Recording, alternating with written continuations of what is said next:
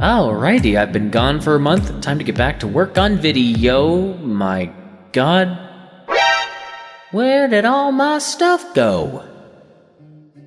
Oh, that's right, I moved to a new place, so I'm recording this voiceover in post. What am I gonna do? Aha! I can use this Nintendo Switch to come up with a convoluted excuse to explain the change in location. Point! Alright, let's sit you down right here. Great motion tracking, by the way. Now to just tap into the nostalgia of 90s kids everywhere. Okay. Whoa, that totally made me dizzy. Oh, jeez. Wow. Look at all this. I mean, I've been setting this place up for weeks, so it's not really much of a surprise to me, but wow. This is where I'm gonna live now. How cool is that? Oh, hey, past Marc. I just noticed you're wearing a different t-shirt now, but it's not just any shirt. Yeah, you know what to do.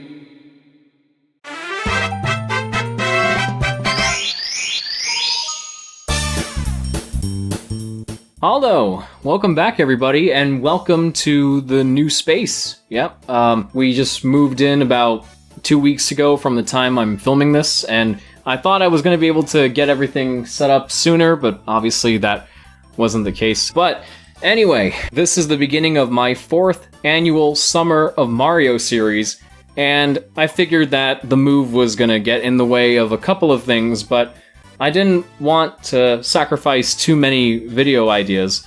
So instead of cutting down on the number of videos that I put out this year, I'm actually going to try and do some unscripted videos like the one you're watching right now. And I'm not gonna lie, I'm a little nervous because, you know, I've done unscripted videos before, like update videos and whatnot, but I've never really done anything like this, anything long form. I'm not really sure how this is going to go. I'm a little nervous, but hopefully going forward, these will be entertaining enough to keep you guys held over until I put out some scripted videos. I'm not sure if I'm going to put out a whole lot of scripted stuff this year, but hopefully you'll like this unscripted stuff enough so that you won't really care either way. So I've been doing this review show for over 6 years now, and my Mario content is easily amongst the most popular stuff that I've done for this show and also for this channel. And obviously I'm a pretty big fan, and because of that, Mario has pretty much been the most discussed topic on the review show and on the channel. But building up to this year's Summer of Mario, I've been thinking, you know, I've done so much Mario stuff, and I've shared a lot of Mario-related memories, but I've never really done a full video going in detail about my personal history with this franchise, like how I became a fan and what other kind of Mario-related memories I have and just what exactly this franchise means to me. So to start off this year's Summer of Mario, I figured I would dedicate a whole video to just that. I have some notes written on my screen here to, well, not written onto the screen, but like in a Google Doc. I'm not a child. Well, physically anyway. So yeah, let's just go ahead and take a trip down memory lane and talk about my personal history with Mario. I was born in the late 1990s, so in terms of gaming, my generation is more like the GameCube, PlayStation 2, and Xbox generation. But the very first video game console that I ever owned and played with or had any sort of experience with was the Super Nintendo. Because of that, the very first video game in general that I would ever play or have any memories of playing was Super Mario World. When I was really young, I was just completely entranced by things moving on a TV screen, especially if it was like animation, like Toy Story. The characters moved sort of like real people, and everything kind of looked real, but it wasn't. I recognized that it wasn't real. It was just really fascinating to me. But I think what was so interesting about Super Mario World was when I picked up the controller and I would push a button, Mario would do a bunch of random things. So that sort of opened my eyes to the idea of actually being in control of something that was happening on a screen. And that concept was just completely new to me. When I would push one button, Mario would jump. And when I would push another button, he would sort of do this spinny thing. Like he would wear this cape and he would spin around. And the colors were just, wow, super vibrant. Whoa, nice graphics! I'd never seen anything that colorful before. My earliest memories of Super Mario World are from when I was 4 years old, which are where my earliest memories in general go as far back as. So I'm not sure if there was any other game that I played before this, but as far as I know, this is the very first one I have any sort of experience with. I also had, like, Yoshi's Island, and I had some other Super Nintendo games as well, because the SNES was sort of a gift to my family from my aunt who used to work at Toys R Us. She got a Nintendo 64 for herself, and I guess because she felt like she didn't need her SNES anymore, she just ended up giving it to us. So this system is where a lot of my earliest gaming memories come from, and Super Mario World has since become my favorite video game in general. I know pretty much every single thing about this. I know more about this game than any other in my library. I know where all the secret exits are, I know where all the dragon coins are, and I just have so many nostalgic memories towards this. But going back to my aunt and extended family for a second, they, and I've mentioned this in a couple of my other videos, they had way more video games and way more systems in their house than we did, because my family wasn't really very game-centric. Like, none of us were really, like, dedicated gamers, so we didn't have a lot of consoles in the house. So every time we would go over to my cousin's house, because they had the Nintendo 64 and the PlayStation and the PS2, that's where I would be introduced to a lot of games and franchises that I have since become very familiar with. Because they had the N64, I would play Super Mario 64, Dr. Mario 64, Donkey Kong 64, Paper Mario, which was my introduction to the role-playing game side of Mario. They had Diddy Kong Racing, they had the original Super Smash Bros., and I think they also had Mario Tennis on Game Boy Color, but I don't remember exactly. I do know they had Donkey Kong Country on Game Boy Color, and that's actually how I was first introduced to the Donkey Kong Country series. They also had, it was either Oracle of Ages or Oracle of Seasons, and that's what ended up being my introduction to Zelda. I think they had Pokemon Gen 1 and Gen 2, or maybe it was just Gen 1, but basically they had a lot of games in their house. So I partially have my cousins to thank for helping me develop into the kind of gamer that I would eventually become. I'm out of orange soda. I'm sad now. And then around 2003, my folks and I ended up moving to a new town and a new place, and I have a very distinct memory of us trying to get the Super Nintendo to work on the TV downstairs, but for some reason, it just stopped working. However it happened, we just threw it out, and for the next couple of years, we wouldn't really have any other, like, dedicated game consoles in the house, because my sisters wouldn't get a PS2 until they were, like, in their teens. So for the time being, we would usually just be stuck with these old plug-and-play systems. Like, there was a SpongeBob-themed one where his nose was like the joystick, and there was a Nickelodeon-themed one that we also had. It was orange and kind of bulky, and it had games based on different Nickelodeon shows. We did play some PC games as well. Like, we had some Humongous Entertainment stuff, and our desktop at the time had this Shockwave game gallery sort of thing with all these different games on it. I think we also had a Finding Nemo PC game, but our gaming experience was very limited during this time.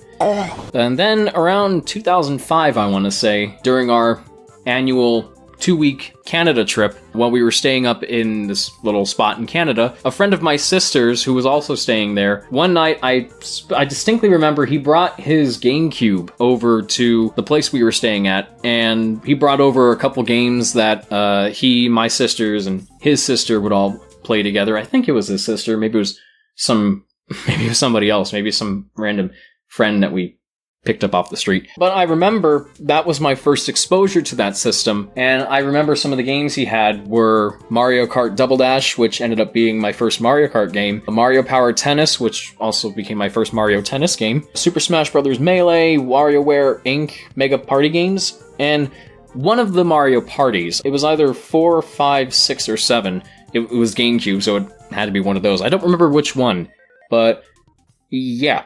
In 2006, my folks and I ended up moving to it. Did the light just flicker for a second? Sorry, I got distracted.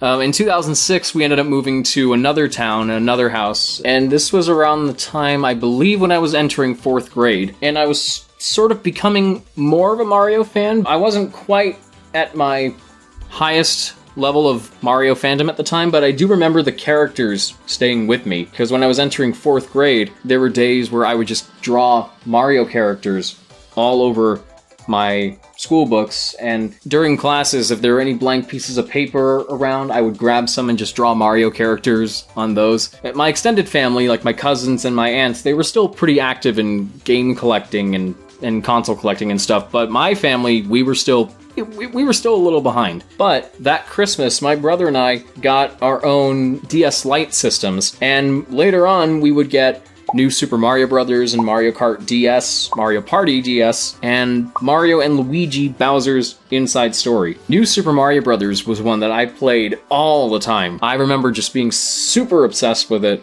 And then I think around the same time, I don't remember if it was a Christmas gift, but we got a GameCube, and when we got the system, that's how I was introduced, and that's how my brother was also introduced to Paper Mario: The Thousand-Year Door. And I'd been familiar with the Paper Mario name, obviously, because my cousins had the original on the N64, but I had no idea that this game existed, and I believe this is one of the games that was gifted to us along with the GameCube, and this really blew my mind.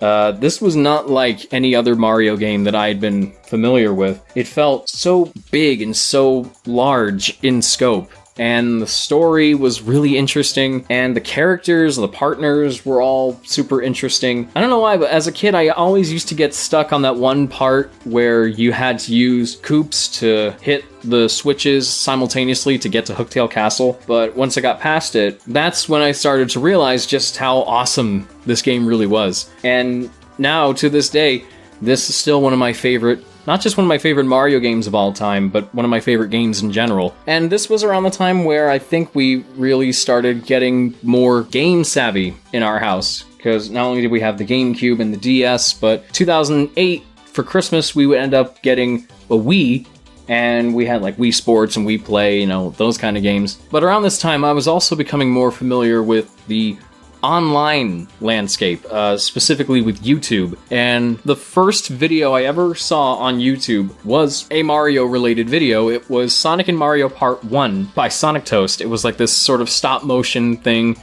using Mario and Sonic action figures, which also introduced me to the Mario Kart 64 line of toys by, what was the company, Toy Biz? Yeah. And it just made me really want to get those toys.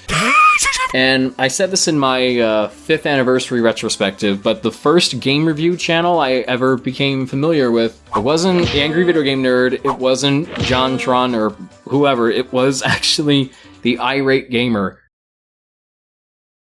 Yeah, that's pretty embarrassing, I guess. But I do have him to thank for a lot of things. In particular, the first review of his that I ever saw was a review of the American version of Super Mario Bros. 2. And I remember that's how I realized that the Mario 2 we ended up getting was actually a reskin of another game, and that there was another Super Mario Bros. 2 in Japan that ended up becoming the Lost Levels. So that's how I found out about that whole story, through the Irate Gamer. It was also through YouTube that I discovered that there was also a live-action Super Mario Bros. Movie from the 90s.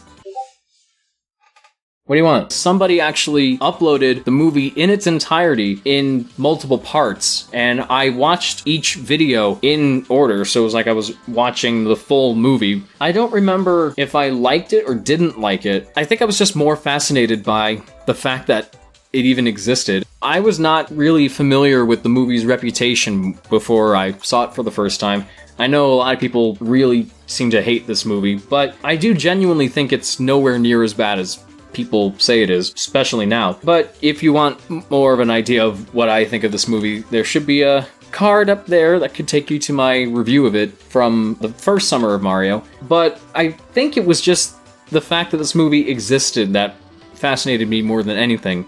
It was also on YouTube that I became more familiar with the Mario cartoons, but not exactly in the way you would imagine. There was a series of videos made by these two brothers, Scotty Bird and Corn0720. It was called the Super Mario Brothers Parody Series. Not only was that my introduction to the abridged series / dub parody genre of videos, but I believe that also played a part in introducing me to the Mario cartoons. I thought the videos were hilarious at the time because I was 11 and swear words and funny voices just really amused me. But yeah, it turned out there was a lot of Mario-related stuff that I just wasn't aware of. And I believe the first DVD that I ever owned of the Mario cartoons, or at least the Mario 3 cartoon, was this sort of combo disc that came in a cereal box. It had the first episode of the Mario 3 cartoon, which was Sneaky, Lying, Cheating Giant Ninja Koopas, and it also had an episode of the Heathcliff cartoon. So now I was gradually starting to become more of a Mario fan through being exposed to all these different Mario-related things. And then I remember 2009 at E3 when New Super Mario Bros. Wii was announced. And this game in particular ended up leading to a pretty interesting Mario-related memory that I have. I think a couple days or a couple weeks before the game was officially released, there was a GameStop that was near me, and they were doing this sort of special thing where people could come in and try the game out before it was officially released. That was something I never really got to experience before, and that felt pretty cool. And that very same GameStop that we went to also sold a lot of used GameCube games. So that's how we were able to get, finally, our own copy of Mario Kart Double Dash, because somehow we still haven't owned it by now. And I also got Mario Golf Toadstool Tour, I got Mario Party 7, and I believe I also got Mario Superstar Baseball from that same place. And I remember there was another local game store near us. That was the place where I ended up getting Super Mario Sunshine. Then when I was going into 7th grade, something happened that made me realize maybe Mario is more important to me than I really thought. Because, this is gonna get a little serious. So when I was in 7th grade, I ended up being diagnosed with depression.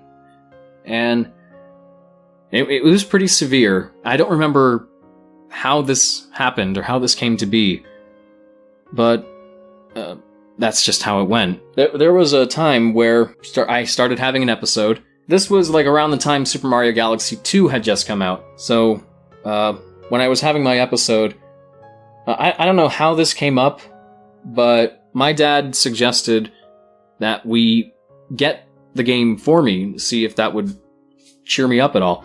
I do not come from a very wealthy family. We've lived in places that we could only really afford to live in because my mom would get moved to a church in that area. And my parents couldn't always afford to just buy games for me or my brother whenever we wanted.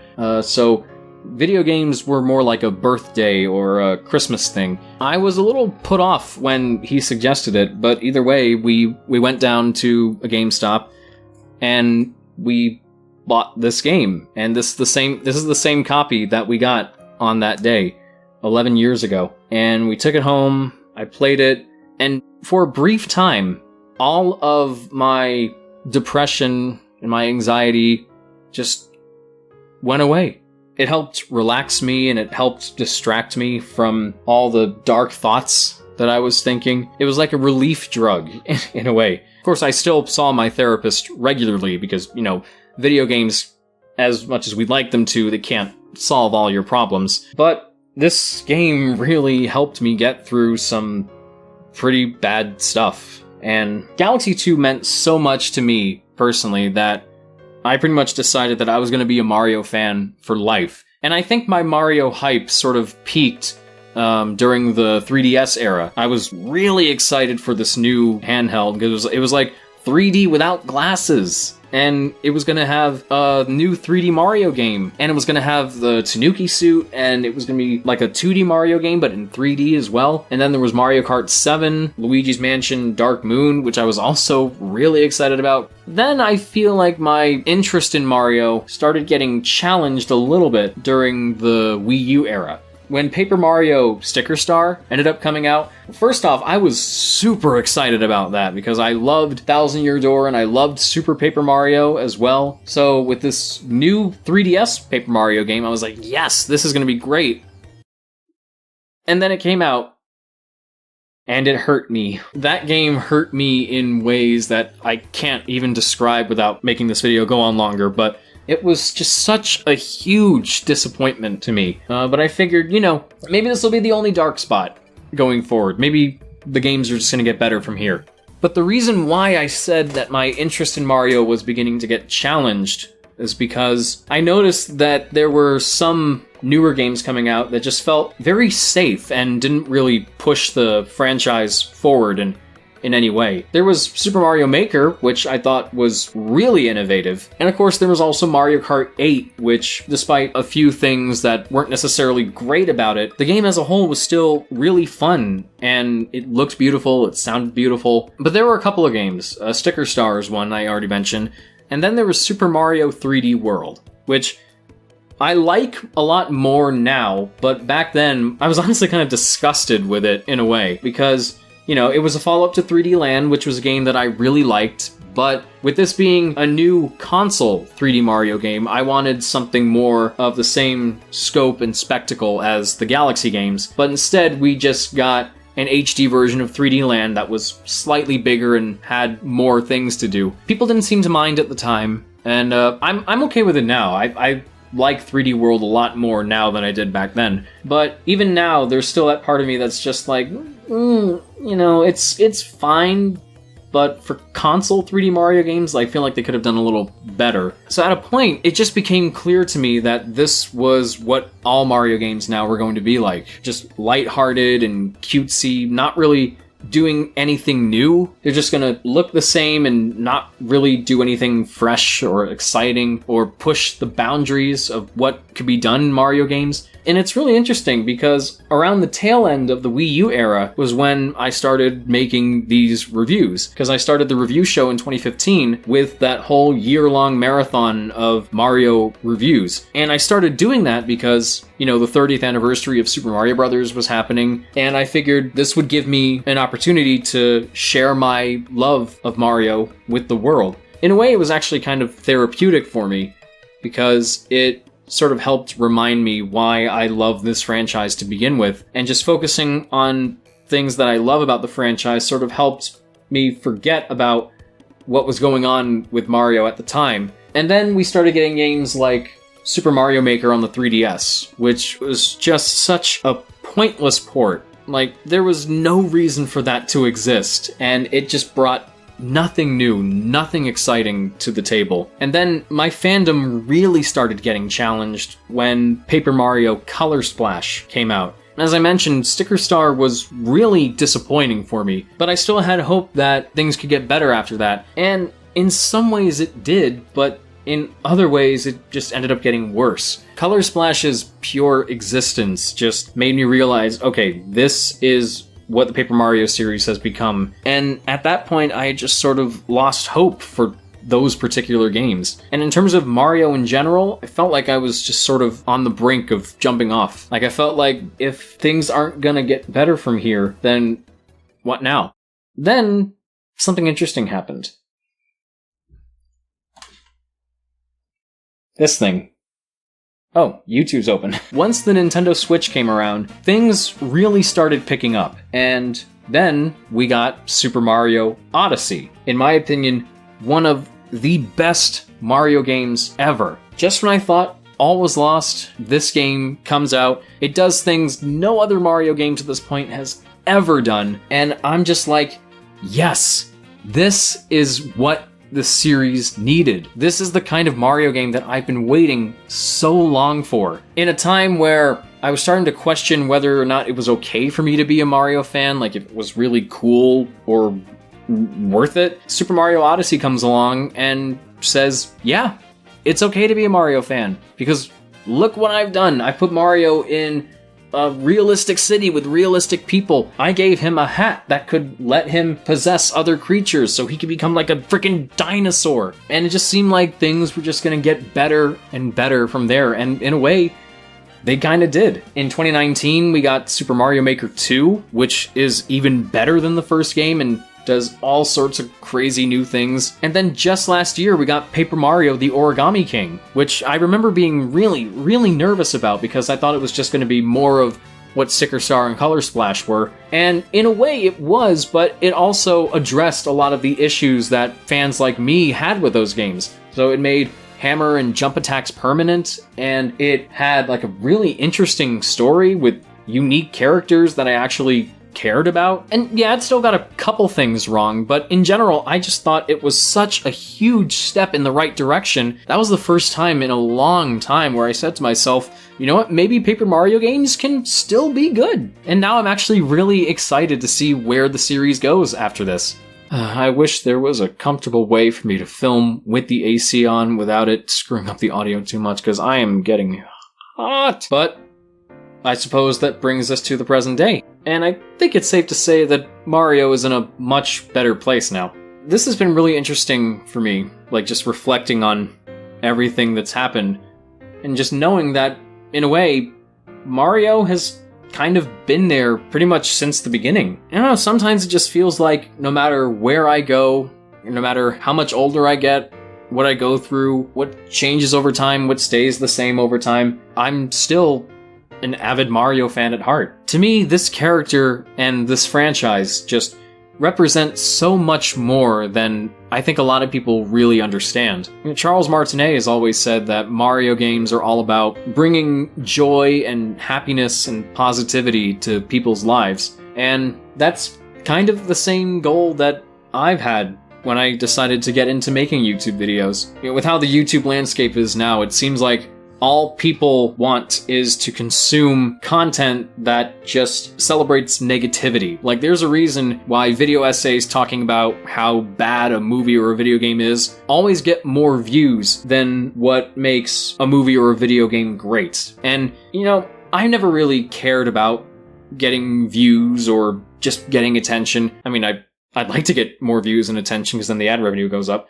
But what's been most important to me is to spread messages of joy and positivity, because, you know, there's not enough of that in the world, and I feel like that's what more people should be interested in. I always wonder why so many YouTubers make content about things that they hate, because I always figured making a 30-minute video about something you don't like probably wouldn't really make your job very interesting or very enjoyable. You know, maybe Mario and I were just meant to be, in a way, because we both strive to accomplish the same thing, just making people happy. And it's made me really glad to see that a lot of my most popular videos are Mario related, because it's sort of an indication to me that I'm doing my job. And I also really love the fact that people sort of view me as like this ultimate authority when it comes to